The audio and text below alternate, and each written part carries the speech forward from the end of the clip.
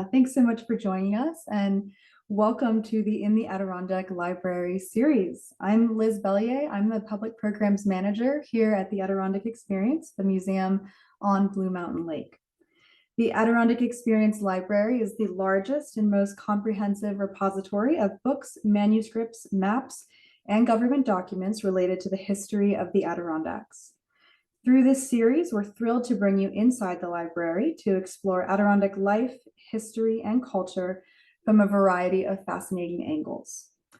Over the course of this series, we've delved into everything from rare maps and personal biographies to hidden corners of regional history. Tonight, we turn to poetry, specifically poetry inspired by an infamous and haunting Adirondack mystery: the disappearance of Mabel Smith Douglass, a highly educated and accomplished woman who vanished under strange circumstances in 1933. Guiding us through tonight's conversation is our series interviewer, Mitch Tyke, station manager at North Country Public Radio and host of North Words. North Words airs on the fourth Friday of every month from 12 to 1 p.m. on NCPR. Each episode features interviews, on-site recordings, and special features that capture the spirit and character of the North Country. You can learn more at ncpr.org. And now it's my pleasure to introduce our featured author this evening, Sophie Morelli. Sophie is a poet based in the Adirondacks with a background in both writing and education. She holds a bachelor's degree in English literature and writing, and a master's in English education, both from SUNY Potsdam. In 2023, she was selected as an Anne LaBastille Memorial Writer's Resident and has published work with Quorencia Press. Her poetry collection, Fathom, which we will hear more about tonight, is available from Bottle Cap Press. In just a moment, Sophie will share an overview of her work. After that, Mitch will join her for conversation, and we'll wrap up with questions from you, our audience. We'd love for you to be a part of the discussion. Please feel free to submit your questions at any time using the Q&A feature. And don't forget to keep an eye on the chat for helpful links and resources. Tonight also marks the last In the Adirondack Library Zoom program for a little while as we take a break for the summer.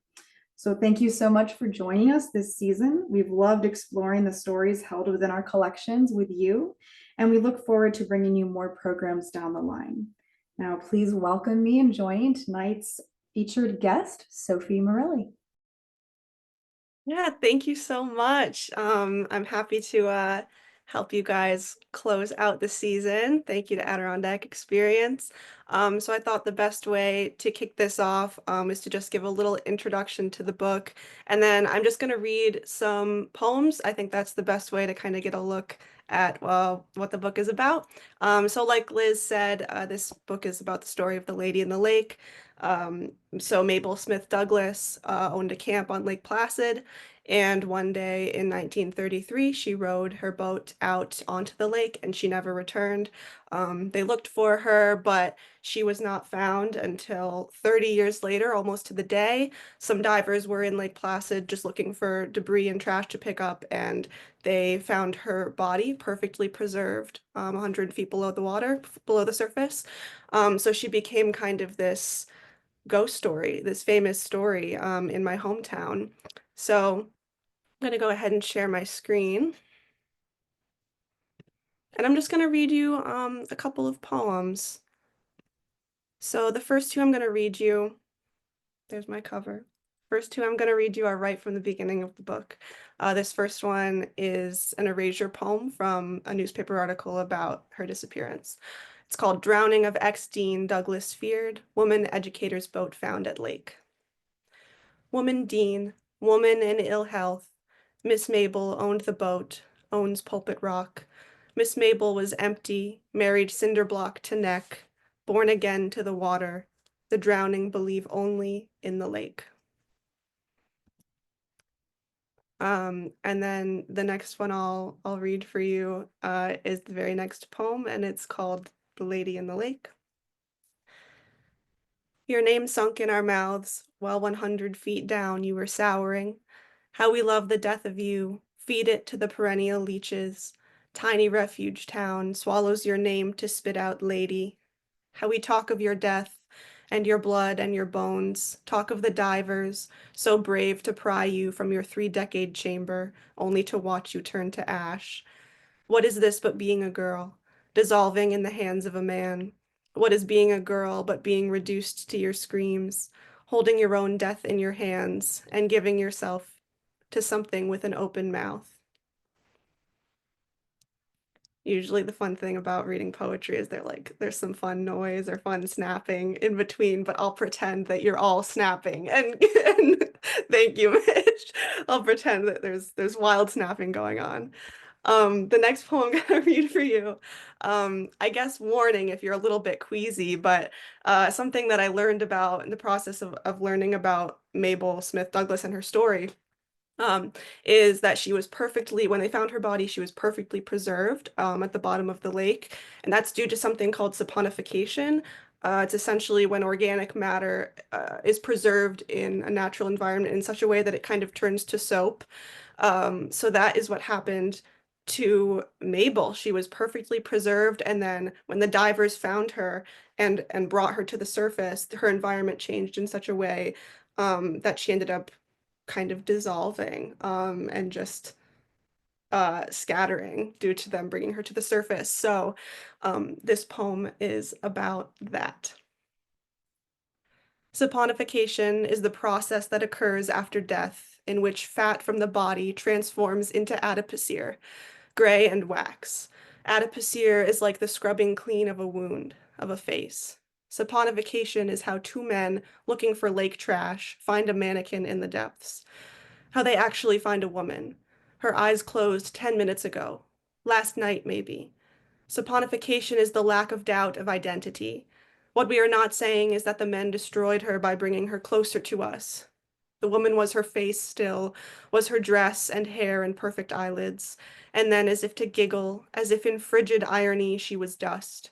She was one, and then she was 1 billion. Pieces of her under the diver's nails. A diver wakes up in the night swearing he can feel her in his lungs, swearing he can hear her laugh.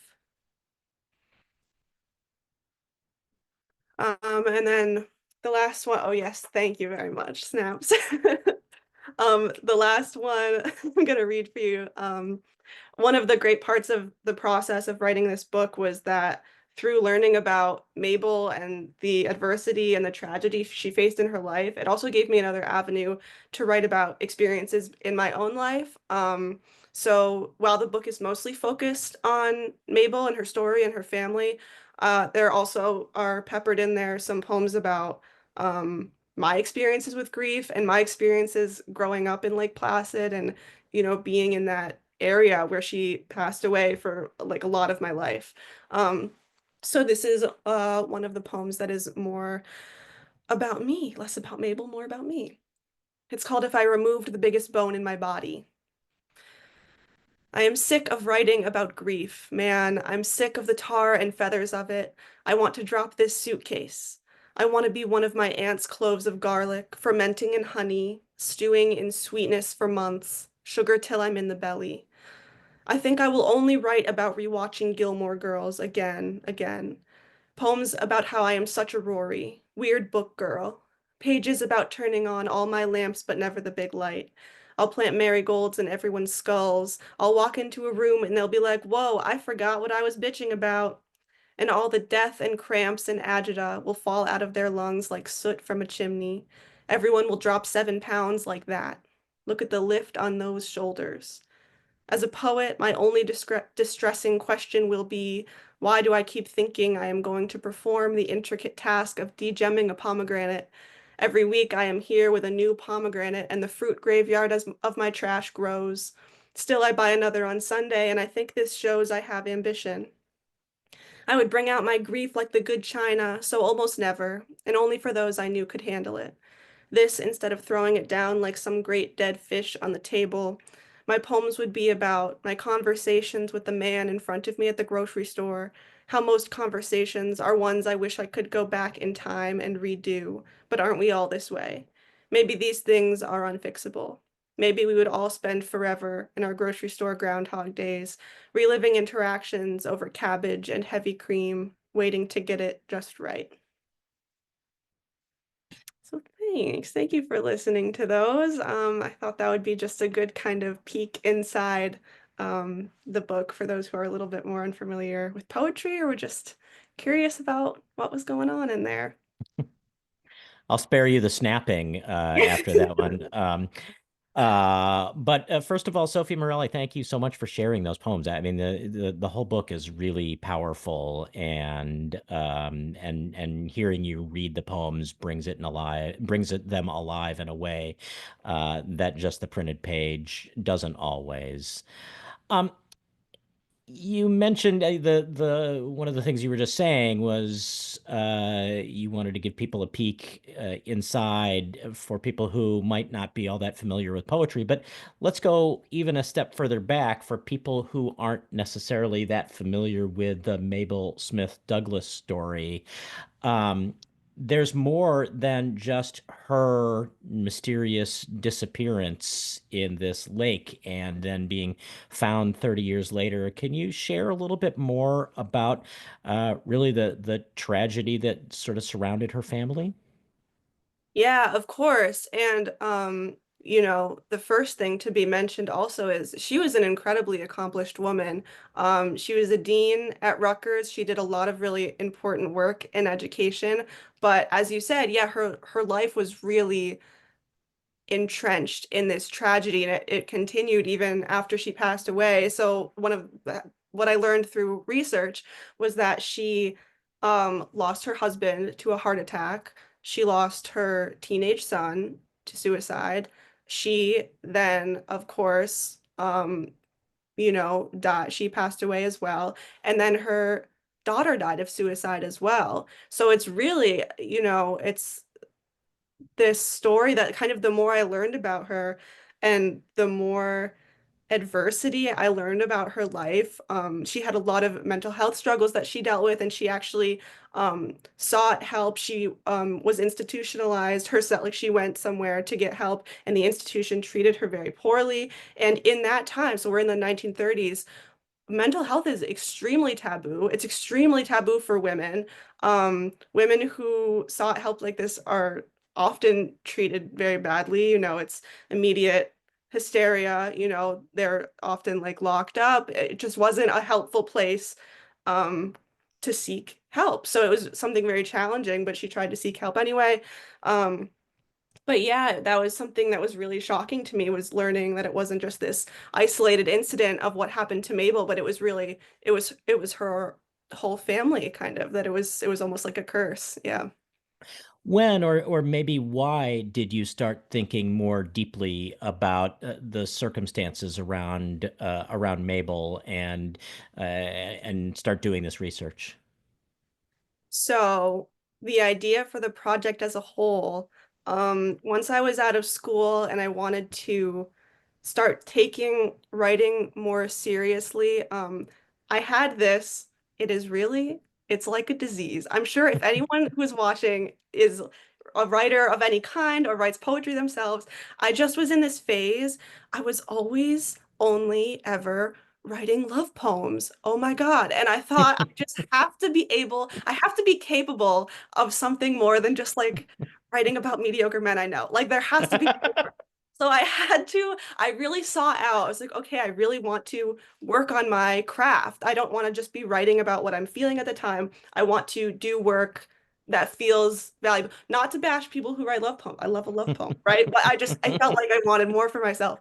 And I read, when I was in grad school, I read a poetry book called Lucy by Jean Valentine. And it's about Lucy, the 3 million-year-old skeleton, the first upright hominid. And it was a whole book of poetry about Lucy. And I thought that was incredible. I'd never seen anything like that in poetry before. And so I sought out to think of something that I could give that level of attention to and research and really form an entire project around. Um, and so eventually when I was, thinking through ideas, I must have seen something must have flagged me to it. But I thought this story that I had heard when I was a child and I really didn't know anything about, I thought that would be perfect. And it was, because there was so much more to the story than what we're told in my town. Yeah. Well, this is maybe the wrong metaphor to use, but I'm going to use it anyway. How close to the surface I'm sorry, in Lake Placid growing up is the story of Mabel? So the story is kind of everywhere, and there's a what I mentioned in the foreword of the book. I remember being a kid in fourth grade, and we were taken on a tour boat on Lake Placid, and the boat, I believe, was called The Lady in the Lake, and they took this class of fourth graders out to Pulpit, and they told us the story, like a class of little fourth graders, which maybe is too young for that kind of, but I don't know. So that was the first time I remember really hearing about it. And the thing that sticks out to me now is that when they were telling us the story when I was young, they didn't even say her name. She's only ever known as the Lady in the Lake. Like that is, and she's known as the ghost who haunts Pulpit Rock. And you'll see, and that's the image on the cover of the book as well, is that now, like we would go and we would jump off of Pulpit for fun. That's an activity, that's a thing that people go and do. So it's kind of, she's kind of more of, it feels like some carnival attraction, you know, it's a story that gets tourists interested and gets like people interested, but there's really so much more to it once you dig a little bit. Well, and once you dig a little bit, thinking about it in those terms makes it feel like the general, I don't know, the general atmosphere around her is kind of exploitative.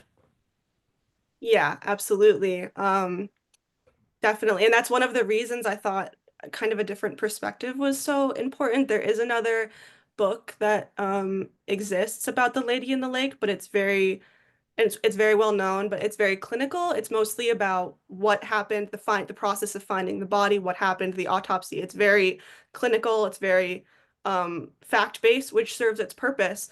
But again, predominantly in the book, she's referred to the Lady in the Lake or the body. Her name is like very rarely mentioned. So through this whole, and that book I believe came out in the 80s. So again, different time.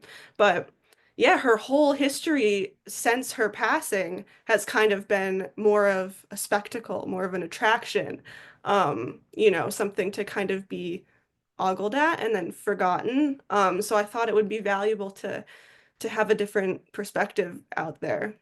Yeah, It's a I little more, wonder if not using her name, keeping her at that kind of arm's length makes it work better as a ghost story. And once you start thinking about the actual person and the tragedy around it, it it loses its ability to scare fourth graders at that level and just makes people sad.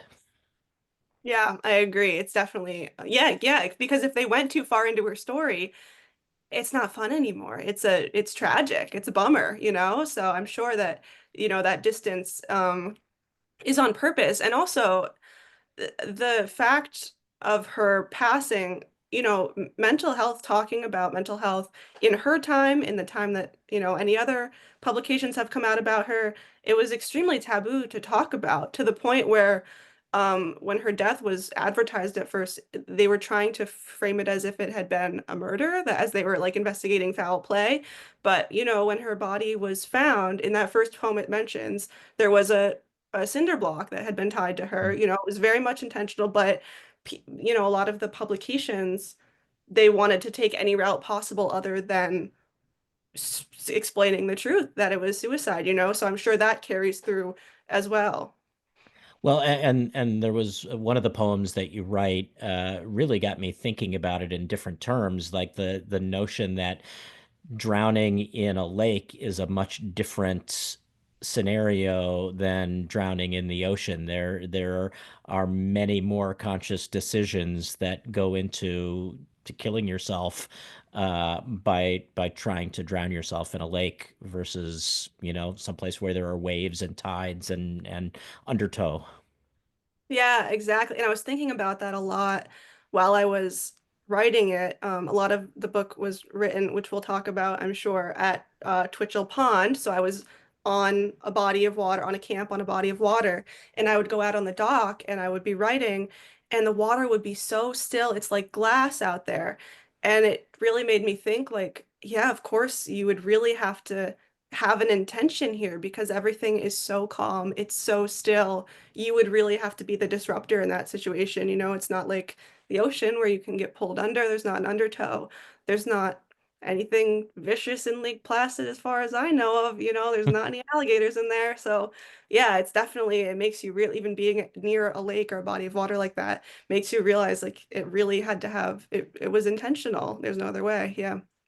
Well, so let's talk about this time out at the pond and at this camp because it was part of your I mean it was your writer's residency, the La Bastille residency. Why was it so important for you to apply to be a part of it and go through the whole process? Yeah. I don't think I could have engineered a better place to write this specific book. So the Anne LaBastille residency, which is put on by the Adirondack Center for Writing in Saranac Lake, it takes place, you go out to a great camp, Anne LaBastille's camp on Twitchell Pond, and it is in the true middle of nowhere. You're driving at a certain point, your cell service drops off, your internet drops off.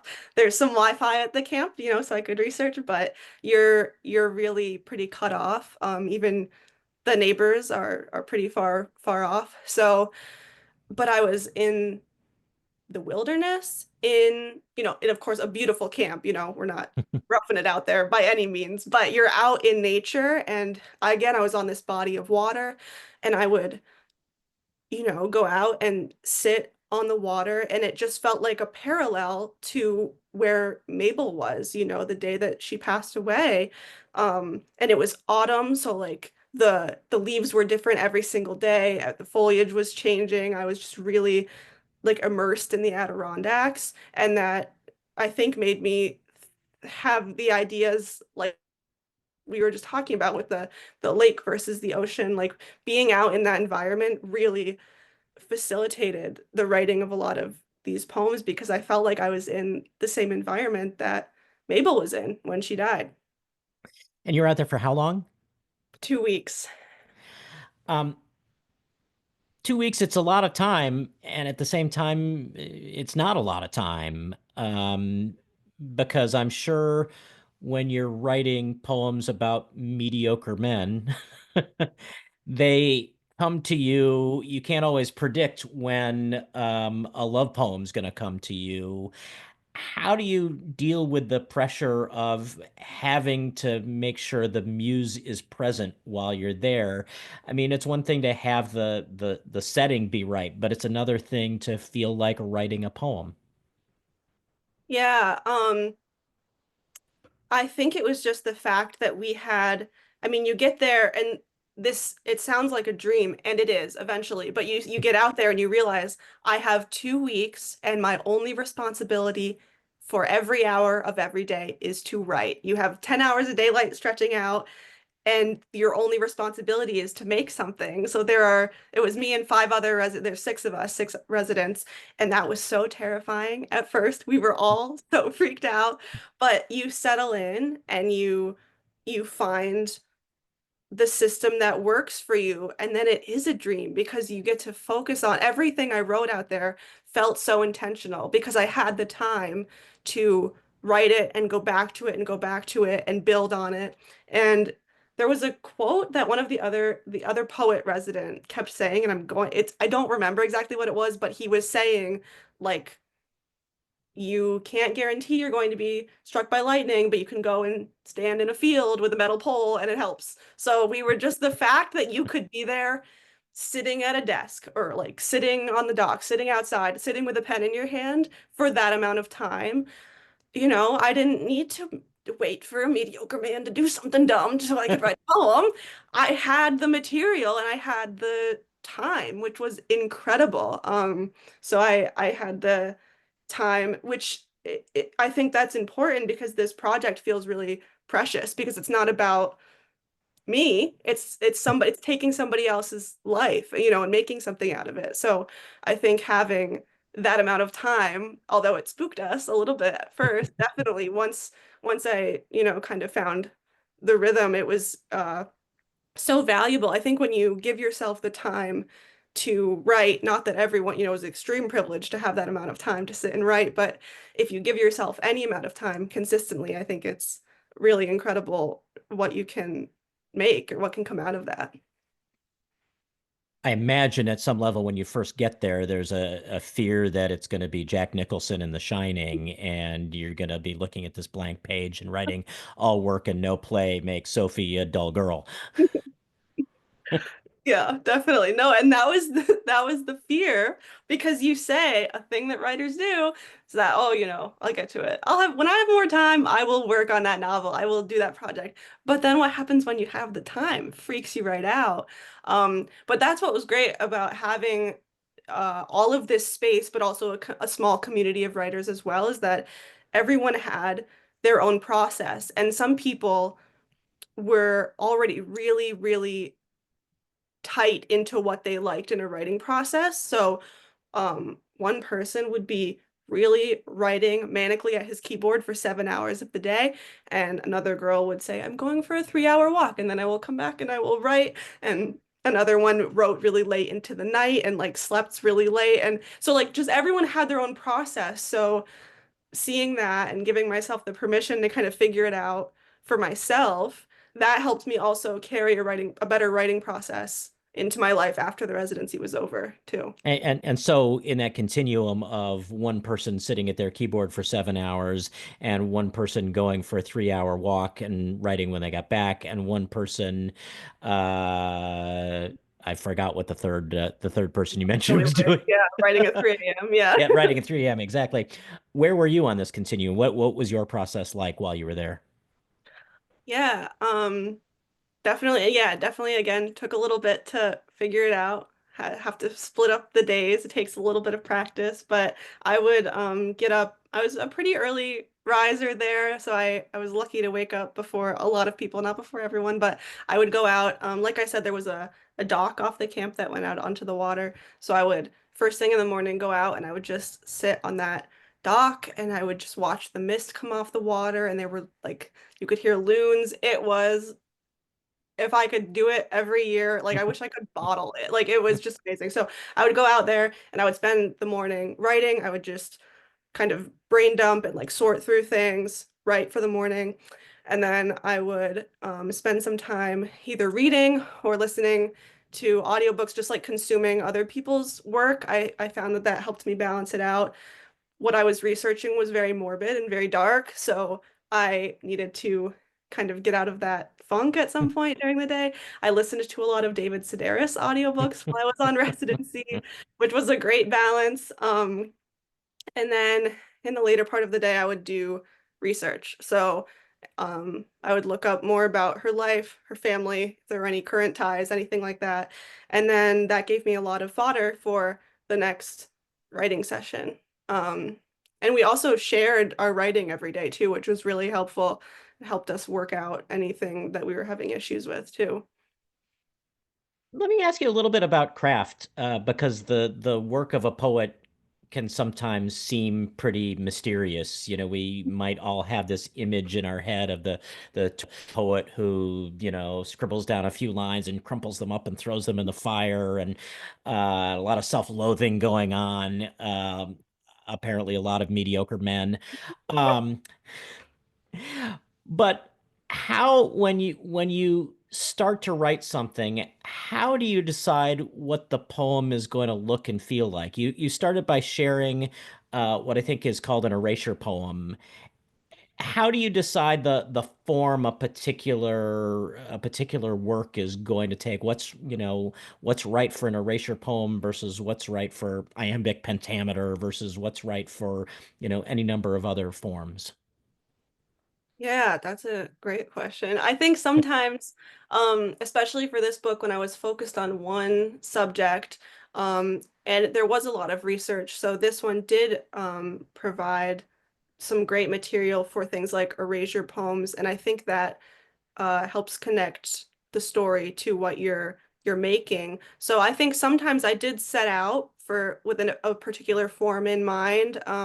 There were some things I read while I was on residency that there were new forms I wanted to try. There was, new layout, maybe experiment with some different things. But I think a lot of the time, for me anyway, you have to kind of find it as you write it. A lot of my poems, at least at first, are just a a block of text. It's just a wall of, words or vaguely talking about some idea. And then I think you get to kind of chisel chisel away at it until it's something that makes sense. So I think it's more common for that to happen. It was really fun and it was an exciting challenge to try and play with form because I knew I needed to do something different in these poems. I couldn't have everything be kind of the same form because it was all in the same subject. I needed to find different ways to introduce what I was talking about.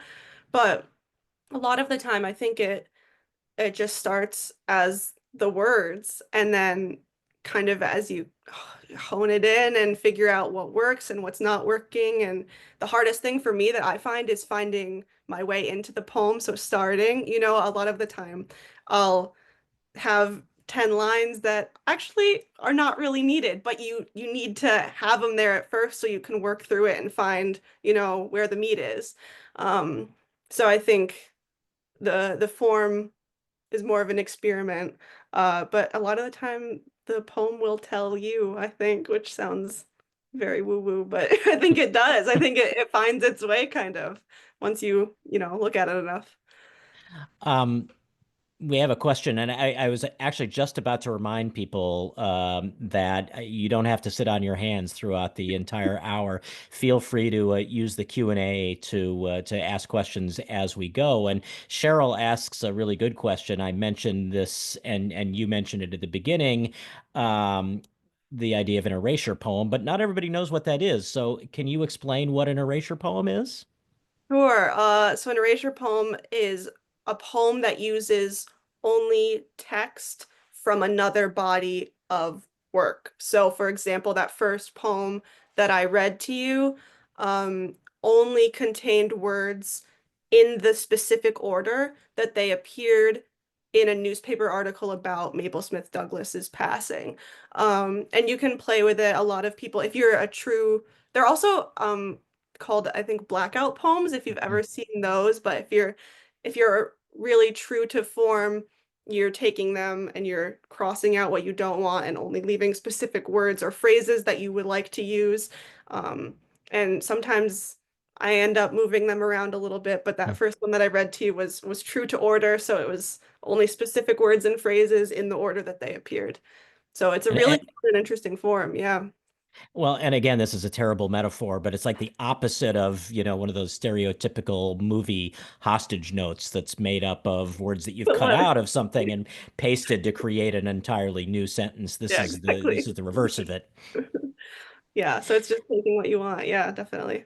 Yeah, so I think anybody who has been with us through this entire series of interviews over the course of the last, I don't know, 8 months or so, um, will recognize that I've we've spoken with a lot of, people who come to the Adirondacks and they're writing as, river guides or avid hikers or people with an interest in surveying or photography or whatever.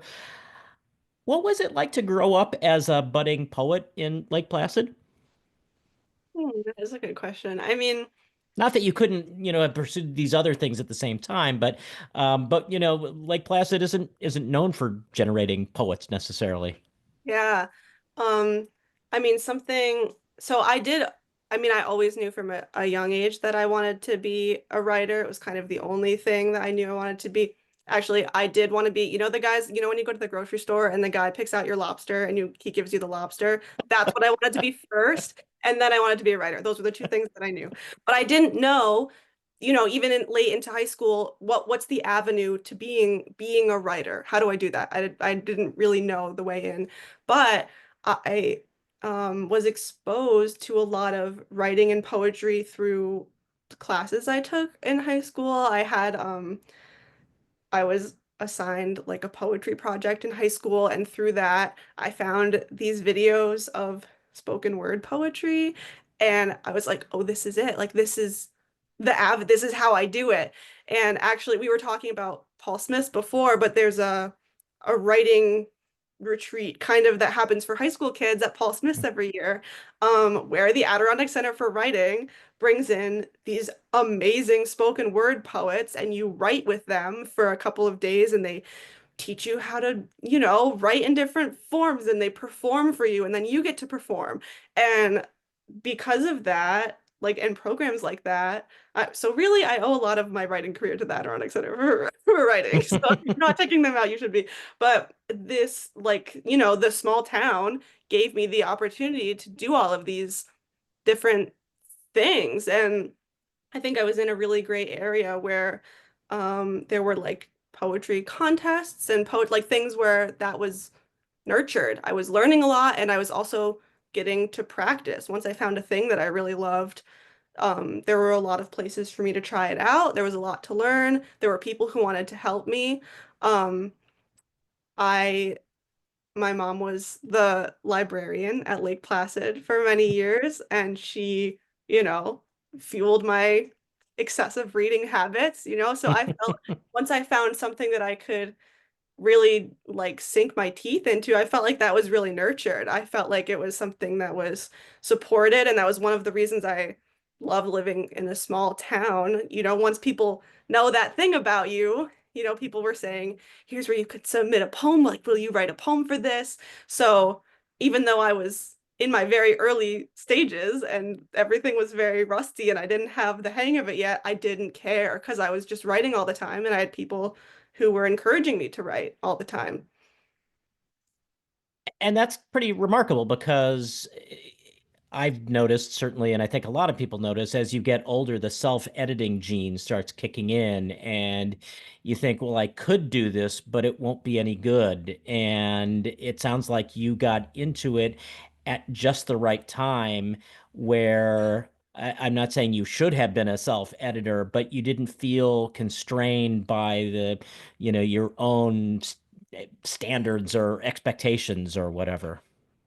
Yeah, when I started writing poems and I was binge watching spoken word videos, I started writing. I was like, I am so good at this. I nailing it. Nailing it. And like, of course, when I look back on stuff now, oh, like I want to just crawl out of my skin. But I was so obsessed with it that it makes me happy to think about, because I had finally found a way into writing that I felt like I was just killing it. I loved it. I found something in it. Like, I have, written other things since, but it's always like, since I found that, it's been like poetry all the way through. I like playing with other things and I love to read everything. But since when I found poetry and found like different ways that people were exploring poetry, that was it. And yeah, definitely had a little bit of a teenage god complex once I started. So I was like, oh, nailing it. I'm gonna be in button poetry next. Like, that's me, that's me up there. So that, yeah, the self-editing gene didn't maybe kick in until I was in college and kind of surrounded by a lot of other writers and people who took writing very seriously, the Stephen King rejection letters stapled to the wall kind of thing. I was like, oh, so there might actually be, some rejection involved here. Actually, I need to take myself down a peg. But yeah, when I started, I was obsessed and thought I was just the greatest. So yeah, it was a good place to start before I kind of mellowed out a little bit. Yeah. Full disclosure, I wrote a hard-boiled detective novel when I was a sophomore in high school that I thought was amazing, and now I realize how badly I was treating the English language and should have been punished for it. Such a great feeling though, to feel like you have the next great thing. You're like, I make that. Yeah. Again, a reminder, drop your questions into the Q&A as we go here, and I'm happy to facilitate sending them on to Sophie here. Um, how much of this project did you actually get done in the residency?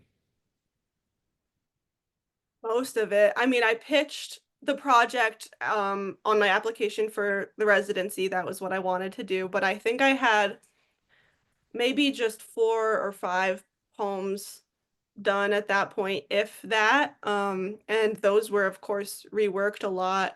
But I don't know where in the process this book would be if it was not for that residency. I mean, really, I'm sure I talked the facilitators were Tyler Barton and Natalie Thill at Adirondack Center for Writing when I went, and I'm sure I just talked their ear off about it because I don't know where it would be if it was not for that residency because the book was really written there. And, of course, 2 weeks it doesn't seem like a long time for a project like that to be completed, but it's all day, every day. It's a lot of rework. And it was, worked over after, of course, but the bulk of the project was completed there, definitely. Well, and it's great that you mentioned Tyler, who has moved on from ACW, but I know he was always a big practitioner of erasure poetry. In fact, I think he was the first person that put it on my radar. Um, and the other, I'm glad you're also mentioning ACW a lot because I feel like I need to mention this because it just happens to be coming up. Uh, NCPR, of course, collaborates with the Adirondack Center for Writing on the Howl Story Slam, the next one of which is tomorrow night in Lake Placid at Oh, Smoke perfect. Signals, 7 o'clock. Still lots of. I mean, you sign up when you get there. So that was a little self-interested promotional message. We have a question from Marcia McDonald who would like to know, do you have your next project ready to go? Yes. So I do have another project coming out. So it's something I've been working on for a little bit. It's speaking of erasure poems, it's perfect. It is a micro chapbook, which is just like it sounds. It's a very small chapbook, and it's erasure poems from the Tables for Two section of the New Yorker. So the Tables for Two section is restaurant reviews. I think they are so beautifully written. So what I did was I took an issue and I did an erasure poem from the restaurant review and I did that for like 13 issues. So it's a micro chapbook. It's called A Sweetness, a Relic. It's coming out with Ghost City Press this summer. And it's all different erasure poems about different things, but they're all from the Tables for Two section of the New Yorker. So that's kind of a fun little different project I've been working on. So that'll be out this summer. When you set out to consciously do an erasure poem, do you commit yourself to doing it based on, you take a table for two column in a particular issue. Do you say, I am going to create a poem out of this come hell or high water? Or does there come a point where you look at it and say, there's really nothing there that I want. I'm going to move on to next week's issue or try something else? Yeah, sometimes, I found a couple of them that just really didn't work because then, you pick certain words and then you're like, oh, this is just a poem about a Thai restaurant, which you don't want. So what I was able to do was I picked out the vocab or the phrases that I really, really loved that I could latch onto. And I wrote them all out. And then I kind of figured out what they were saying on their own. So I have, different like I ended up with a poem about a phoenix. I ended up with a poem about my brother. I ended up with like a poem about salsa dancing. So like it was cool because I picked out the language that I liked and then it told me what the poem was about, which again sounds like way out there, but it was so fun and it was such a fun process. But once in a while, they really didn't work, but usually they did. Usually it worked out. Cheryl actually asks a question that I was wondering as well. And you talk about essentially taking somebody else's work here and using it in your own way. And it got me thinking about song remixes, how, artists will sample another song to include in theirs as part of the creative process, or on social media these days when we think of the idea of remixing a reel and taking something somebody else does and including it in your own creative process. And so she asks, do you have to have permission from the original writer of a piece to publish an erasure poem?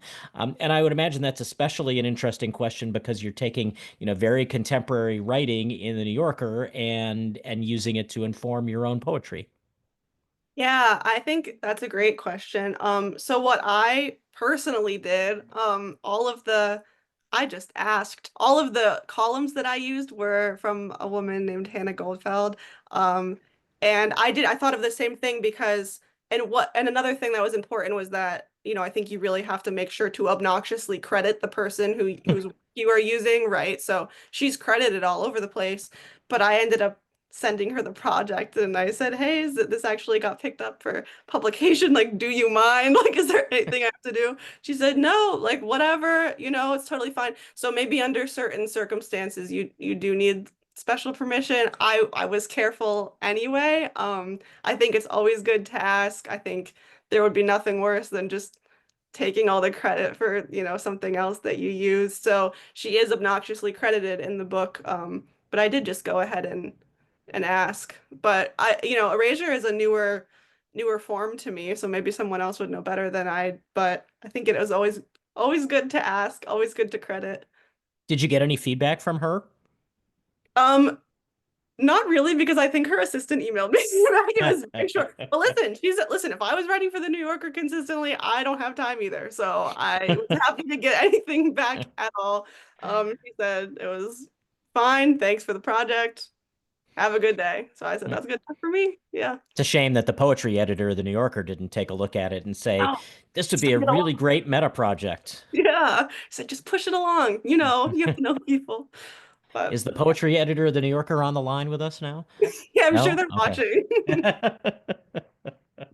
How do you know when a poem is done? How do you feel like you've gotten it right? I think, I mean, for some things, maybe people never feel like that. Maybe you have to, I think the key is putting some space between it. So after I had gotten home from my residency and I had a scrappy draft of this book, I gave myself some space. I had a couple weeks where I just did not touch it at all.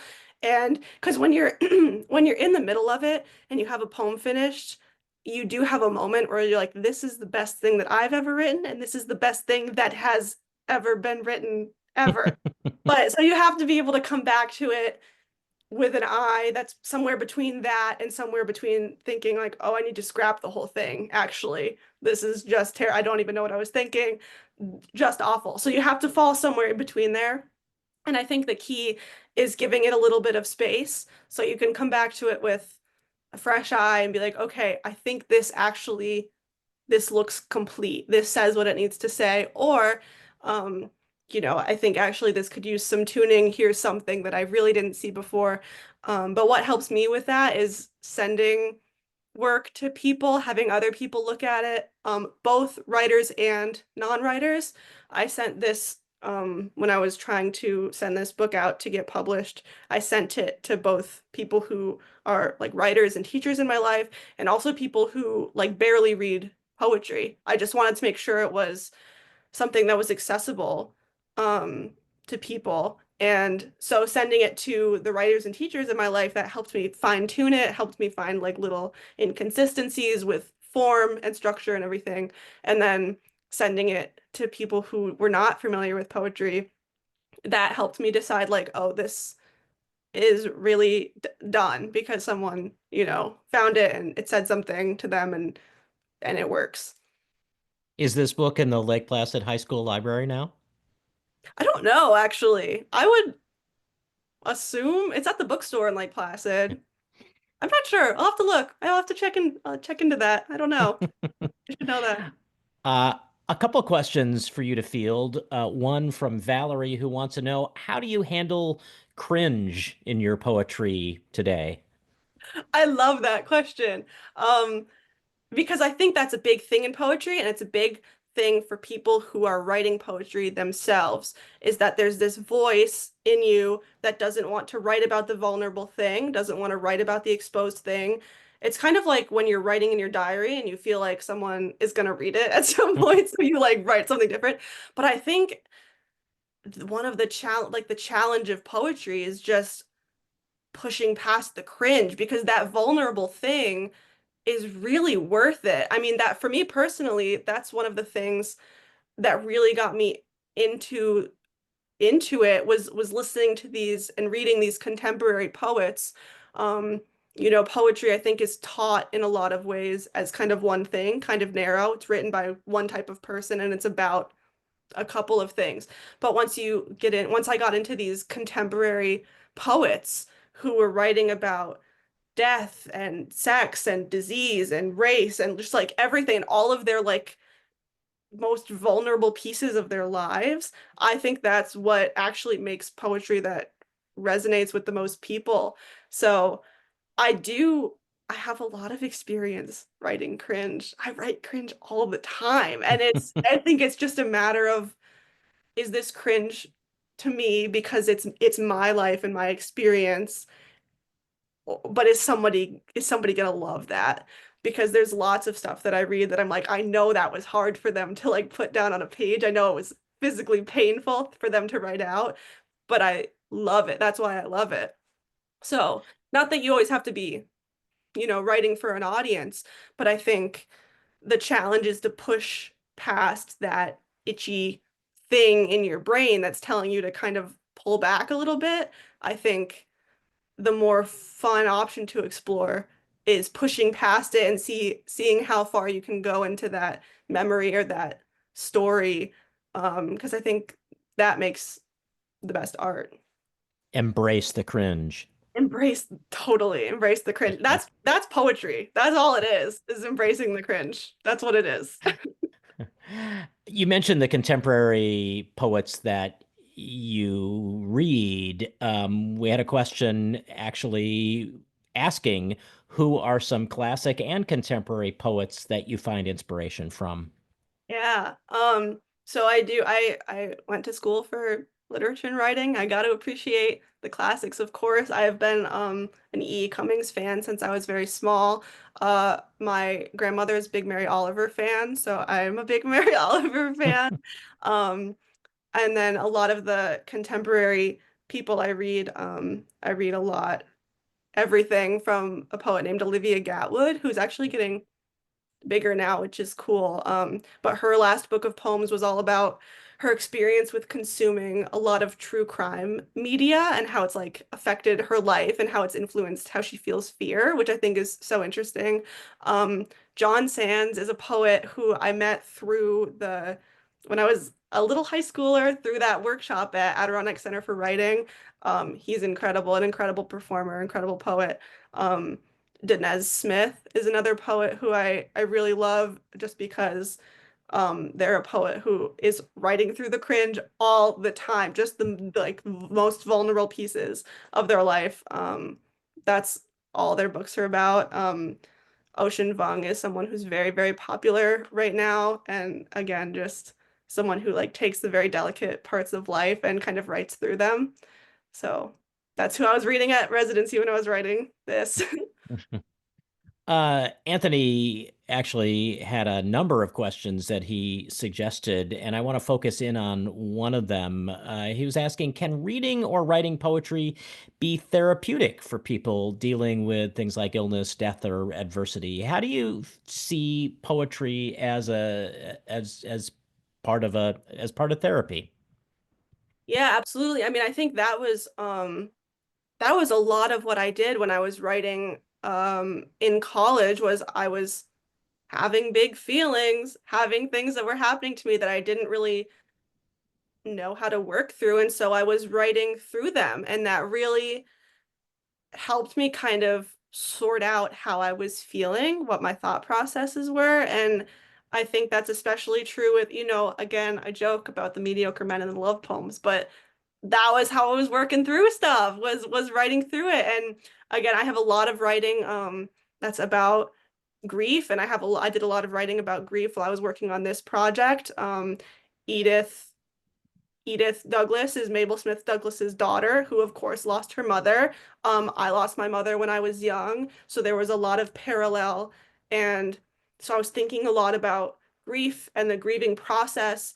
And poetry is a beautiful way to work through that because, I think it's hard to just speak plainly a lot of the time about what you're feeling about, any kind of circumstance like that. Maybe you don't even know. So if you take kind of a more artistic lens to it, it gives you permission to kind of sort out how you're feeling, what you're going through. And again, that's moving through cringe. It's moving through your vulnerable parts. It gives you kind of a different lens to look at things through. He also asked about Mhm. the ability of poetry to help people, especially students, with literacy, and I want to wrap that in with another question. I don't know, a couple of years ago, I had a chance to interview Jim Bourrie, who's a North Country poet and the self-proclaimed poet laureate of Dickinson Center. And he talked about his first exposure to poetry and how he sometimes works with students who are surprised to find out that the things that they're reading, especially as very young kids or like early readers, actually are poetry. And I guess I'm curious whether you have cause to work with very young poets or very young, not like 5 years old, but like students who are really beginning writers, and whether there's a strength in exposing them to the idea of poetry before they start thinking of poetry as something that just like brainy people do. Yeah, no, definitely. I think that's one of the huge hurdles of poetry is that people think it's inaccessible, especially students. So I taught English for a while. I taught seventh graders, 10th graders, and I taught college freshmen. And that was one of the things that I thought about a lot when I was teaching poetry, because that's when I was very young. Poetry seemed to be by one type of person, the old white dude, of course, and it was about, a very narrow uh number of things. And the poetry that we were reading, it just I couldn't find a way into it. It seemed very inaccessible, which again, it's something that brainy people do, right? How So many of us have Grecian urns lying around, right? right, right. And I think that for a lot of kids, young and also, I mean, and beyond, I think it makes them feel like they're bad writers, like they can't be creative, or like maybe they feel like they're creative, but they're not good enough to do this kind of thing, even if it sounds interesting to them.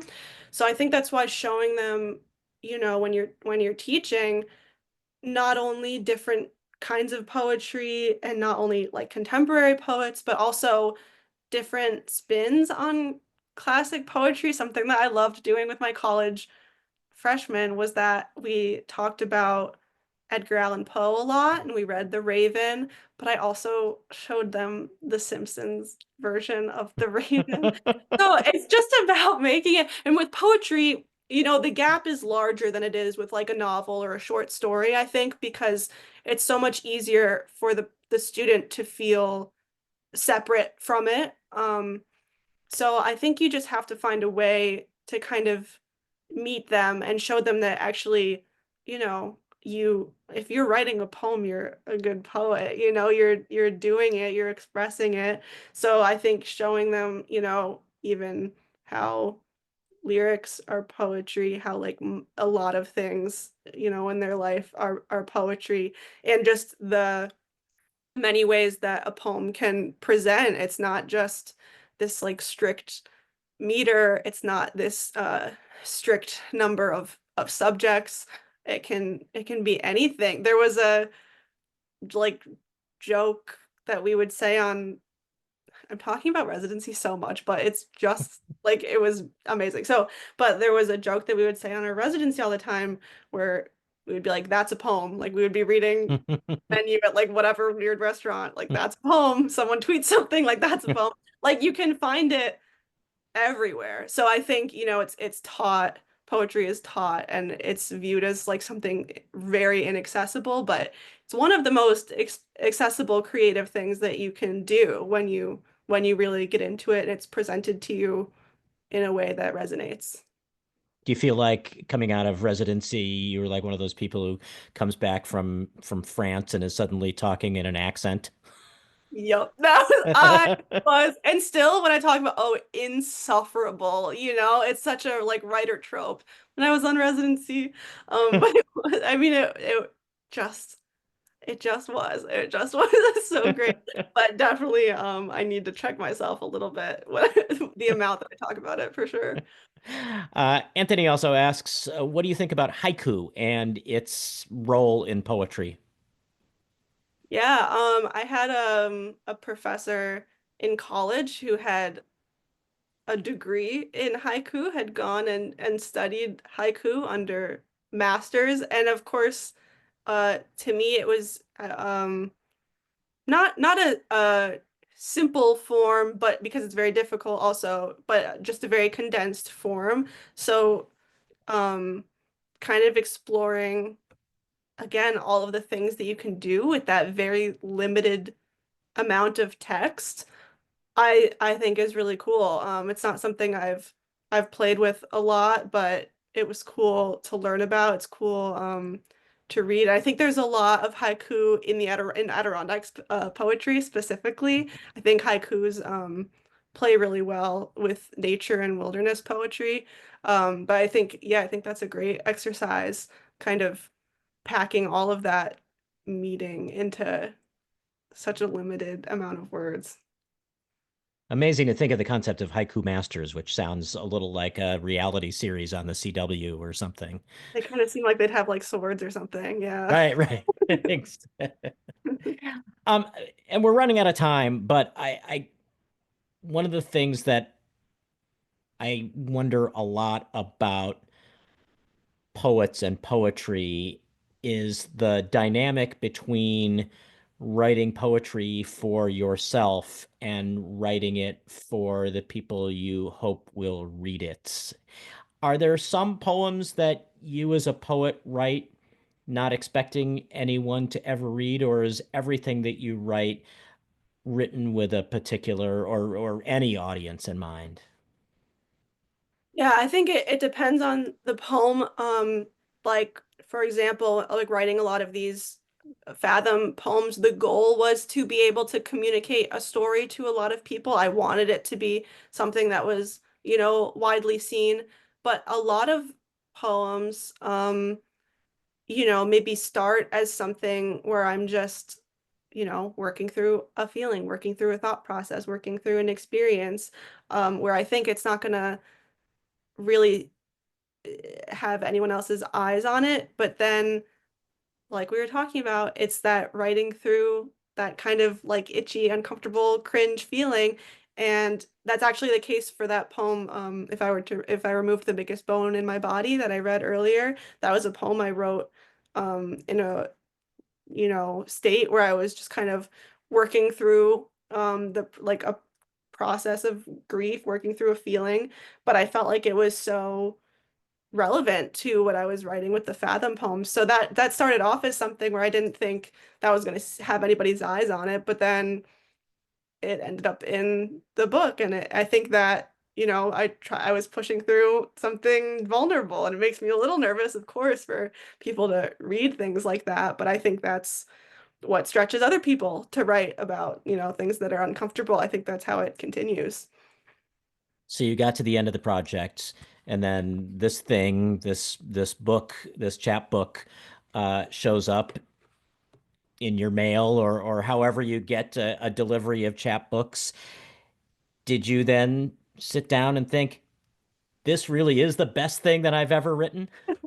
I really had my moment about it because I had been thinking about I mean, the project existed in some form for like 2 years, even a little bit before that, but like really concretely for 2 years. And I just remembered thinking, sitting at my desk, like, oh, like this will be a book. This one poem that I have, like this is gonna be a book. And then it was. It is just a cool, I'm not at that status where I have hundreds of books out in the world yet, so I haven't gotten used to it. But it came in the mail and it was real. And even seeing the cover art for the first time, it just felt surreal. It was just I feel so lucky. All I've ever wanted to do was write books, and there it is. Like so, yeah, I felt it was amazing. It was very exciting. Well, and before we let the moment go, because I know somebody asked this early on, but people might have missed the answer, or it was in the Q&A, so they might not have seen the answer. Where can you get the book? The book is from Bottle Cap Press. So I have links to it on all of my social media. You get it online. If any of you are in the Lake Placid area, the Bookstore Plus does carry it there. A couple brick and mortars in the Saratoga area as well, but it's the best places online. Bottle Cap Press is the press, and they'll send it to you.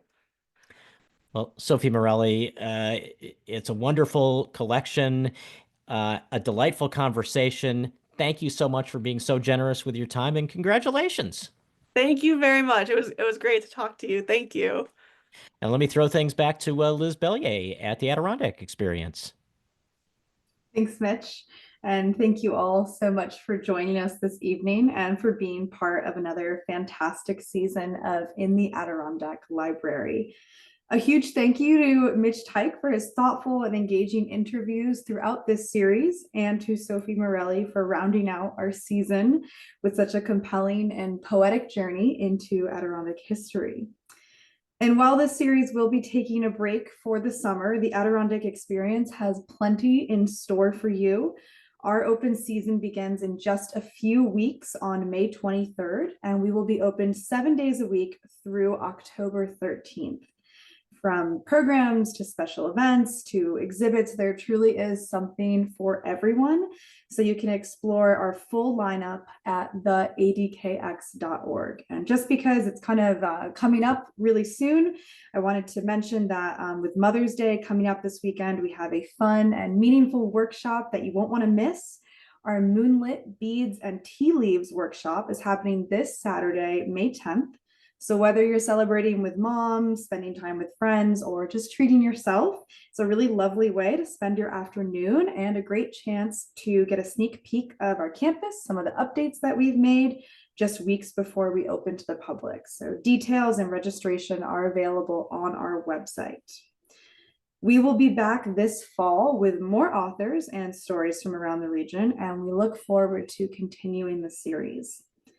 Thanks again for tuning in tonight. I hope you all have a great evening, and we hope to see you at the Adirondack Experience this summer. Take care, everyone.